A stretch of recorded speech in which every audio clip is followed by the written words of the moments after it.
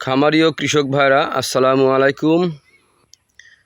এই যে এখানে দেখতে পারতেছেন যে এই ঘাসটার নাম হচ্ছে আমেরিকান গুয়াতিমালা হাইব্রিড ঘাস। এই ঘাসে পাতা অনেক বেশি। এই ঘাসে দেখতে পাচ্ছেন এই ঘাসটার একটা ঝোপা কত বড় হয়েছে, দেখেন একটি ঝোপা কত বড় হয়ে গেছে। এটা হচ্ছে আমেরিকান গুয়াতিমালা হাইব্রিড ঘাসের জমি। এই ঘাসের পাতা হয়ে থাকে অনেক চড়া চড়া পাতা হয়ে থাকে, দেখেন পাতা কত চড়া চড়া পাতা দেখতে পারতেছেন। এই ঘাসে প্রচুর পরিমাণে ক্যালসিয়াম রয়েছে।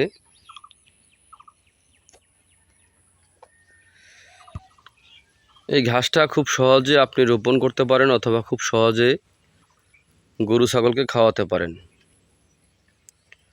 উন্নত জাতের উন্নত মানের ঘাস আমেরিকান গুয়াতিমালা হাইব্রিড ঘাস। এই ঘাসের কাটিংও হয়ে থাকে, চারাও হয়ে থাকে।